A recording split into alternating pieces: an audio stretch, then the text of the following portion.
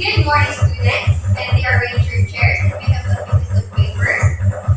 Thank you. But before anything else, let's please stand for the prayer. Miss Jasmine, please lead the prayer. Father, to the Son, and the Holy Spirit. Okay, you may now take your seats. Good morning once again, everyone. How are you feeling this morning? Feeling good? Yes, feeling awesome? Feeling fabulous? Wow, I can sense your excitement for today's class. Am I right? Are you all excited? But before anything else, let us play a game. So do you want to play a game? Alright. This game is called Answer Relay Game. So I guess you're all familiar with it already because it has the same concept with that of a message relay game. Even so, I want you to read the mechanics. Thank you. So I guess you all understand the mechanics of the game. So let's not take more time and let us start the game. So Group 1, Group 2, Group 3, and Group 4. Wow, very good. Nice performance, everyone. But let us congratulate the Group 1 for winning the game. And also let us give a big round of applause to everyone for a very job well done. Alright everyone, are you ready to experience hands-on activity? Okay, so now, four groups consist with 5 members each team. And each group will be assigned a tool for our probabilities task. So Group 1, you will be working with a 6-sided die. And Group 2, you get the coin. Group 3, the color wheel is yours. And the Group 4, you have the playing cards. So each of these tools will help you explore different aspects of probability. Now, enjoy the activity and let's explore the world of probability together. Time to wrap up your answers. Very good, everyone. Great job today. Wow, what a very nice performance, everyone. Thank you for actively participating in our activities. But let me ask you, how did you find the activity? Did you have fun? Wow, very good. What you have noticed between each other's work? Were you able to spot differences between them? Yes. Wow, what a very nice observation you have. So you were given different tools in the activity earlier. So how useful were the different tools in identifying the probability of an event? Yes? Yes, very good. Miss Darrow, what have you learned in the activity? Very good. I guess you already learned something in the activity, right? Yes, that's right. Very good, everyone. So with that, let us give everyone a big round of applause. So our topic is illustrating an experimental probability and a theoretical probability. But before we start, please read the objectives first. So, thank you everyone. So before we proceed to our main topics, let's tackle first what is probability. So probability, it is the extent to which an event is likely to occur. It is measured by the ratio of the favorable cases to the whole number of cases possible. So, it is expressed in numbers between 0 and 1, where 0 indicates impossible event and 1 indicates a certain event. So here's the formula of the probability. So probability of an event is equal to the number of favorable outcomes over the total number of outcomes. Since I already talked about what is probability, now let's discuss the two types of probability, namely the experimental probability and the theoretical probability. First, let's define what is experimental probability. So, anyone who can read the definition? So yes, Mr. Deo. Yes, thank you. So, experimental probability, it involves conducting real-world experiments multiple times to gather data on the outcomes. So here's the formula of the experimental probability. Probability of an event is equal to the number of times event occurs over total number of trials and experiment. So here's the first example. A coin is flipped 100 times. The number of times ahead appear is 45. What is the probability of getting ahead? So, we are tasked to find the probability of getting ahead. It's stated that the flipping a coin 100 times is appeared 45 times. So, the probability of getting ahead is 45 over 100 or 9 over 20.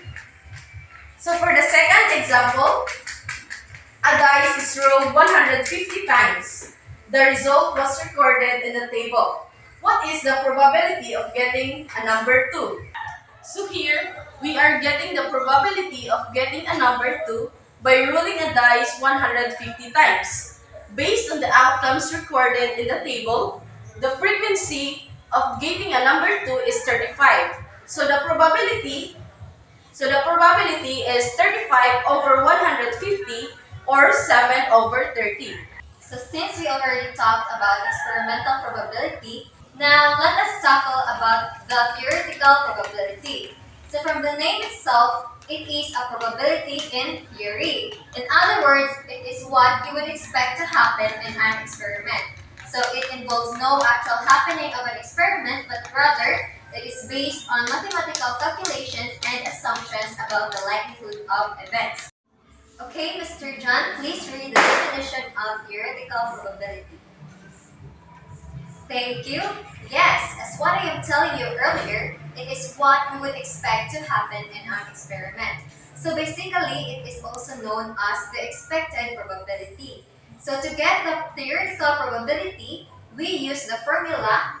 The probability of an event is equal to number of favorable outcomes over the total number of possible outcomes. So for the example number 1, please read everyone. Thank you. So in example number 1, we are tasked to get the probability of getting an even number. So we all know that in a 6-sided die, we have the numbers 1, 2, 3, 4, 5, and 6. Since we are getting the probability of getting an even number, we first categorize the numbers. So 1, 3, and 5 are odd numbers, and 2, 4, 6 are even numbers. So we have 3 even numbers, thus the probability is 3 over 6 or 1/2. For the example number 2, please read again. Okay, thank you. So the example number 2 is we are tasked to draw an ace card. So in a deck of cards, there are 52 cards, right? And getting an ace card, we have 4 possibilities. Ace of club, of spade, heart, and diamond. Thus, the probability of getting an ace card is 4 over 52 or 1/3 over 13. So in summary, experimental probability shows what actually happens in an experiment, while the theoretical probability shows what we expect to happen in an experiment. So let us always remember that these probabilities are not only important for us to know because we need to in classes, but because they also play crucial roles in making informed decisions and predictions, providing valuable insights in various real-life situations.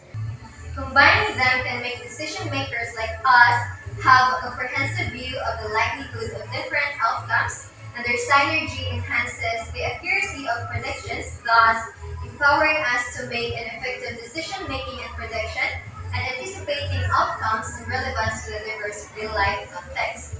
So our discussion ends there, and I'll give you to Miss Bernadeth. Since we are done discussing the 2 topics, now I want you to get 1/2 sheet of paper and answer these. Supply the table with the required information about the experimental probability and theoretical probability. Okay, you can start answering now. Time's up. Time to check your work. Wow, all of you get perfect scores. It shows that you are really lending your ears to Miss Bernadette and my discussions earlier. You really learned something, that is why let's apply it through an activity. So I want you all to find any available objects inside the classroom that can be manipulated as a tool for getting a probability of an event. You decide what type of probability, whether experimental probability or theoretical probability, will you be getting and perform it in the class. You will be given 3 minutes and your time starts now. Time's up. It's time for you to perform your work. Thank you everyone for your wonderful performance. Give yourselves a big round of applause. Now, it's time to assess your understanding. Let's divide the class into 2 groups. Group 1, your task is to explain and illustrate experimental probability through a role play. Think a real-world scenarios and how we might encounter probability in everyday situations. And Group 2, you'll be doing the same for theoretical probability. Now, Group 1, please present your role play, and Group 2, get ready. Fantastic job, everyone! Since both groups already done presenting their role play, I want to ask Ms. Montefalco, what have you noticed in both groups? What are the similarities and differences between experimental probability and theoretical probability? Yes, that's right. Very accurate answer. Thank you, Miss. You really understand the given activity. Thank you for your active participation in our class today. May this continue throughout the school year. But before we end our class, for your assignment, please answer these individually. Read the directions carefully and comprehensively. So this assignment we presented to you is the test 1, and we will be distributing you this answer sheet for your test 2 assignment. Goodbye and God bless everyone. Stay safe. I am Lyn D, Villiardo. And I am Bernadeth, Jazel, Marikit. And this is our teaching demonstration for the topic Illustrating an experimental probability and a theoretical probability.